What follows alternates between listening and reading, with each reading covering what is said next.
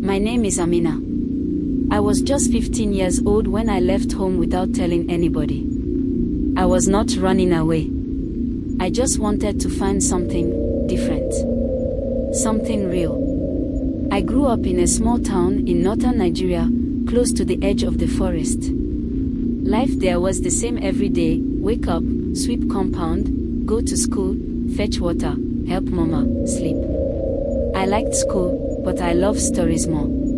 Old stories. The ones my grandfather used to tell before he died, about strange villages, lost paths, and places you can only find if you are not afraid. One day after school, my friend Halima told me about a path deep inside the forest. My uncle said nobody goes there anymore. They say a whole village vanished inside that bush. That was all she said.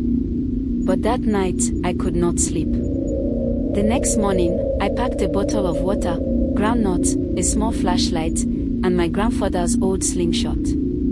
I told Mama I was going to school early for extra lessons. But instead of going to school, I took the path into the bush. At first, it was quiet.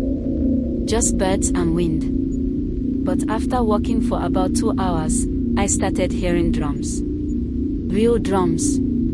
Soft at first, then louder. I stopped walking. Who would be playing drums in the middle of nowhere? I followed the sound. The trees grew taller. The air smelled sweet, like burnt sugar and rain. And then, just like that, I saw something. A wide, empty road made of red clay, old and broken, with pots and sandals lying on the side, as if people left in a hurry. I kept walking. After a while, I reached a village. But it was not like any village I had ever seen. The houses were round, with carvings on the walls. Old drums sat at every compound. The place was full of dust, but I could feel it. Something used to live here. Something big.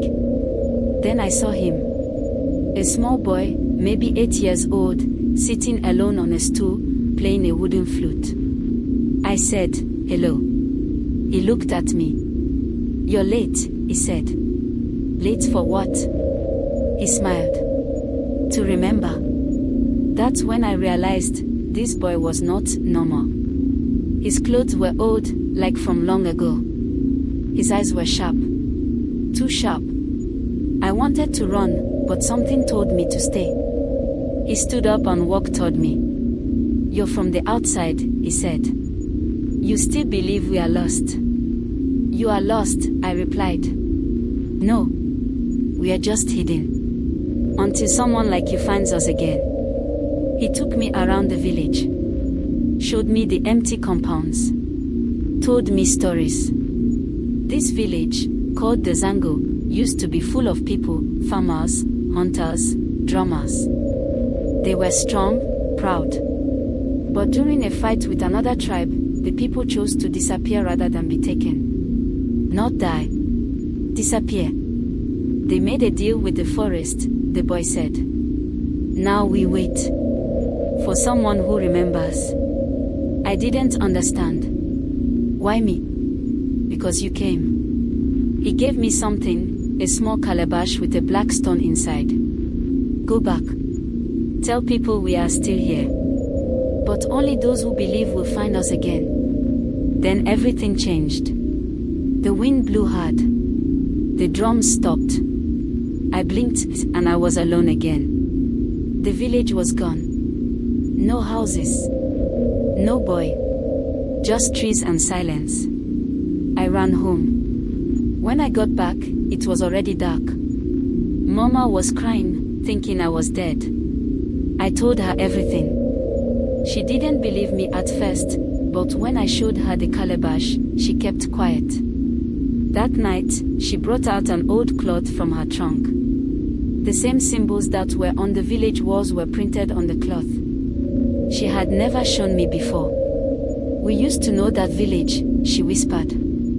But we forgot. Now, I never went back. But sometimes, when I close my eyes at night, I still hear the flute. I still feel the boy's eyes. And deep down, I know, Dazango is waiting. Not for everybody. Just for those who remember.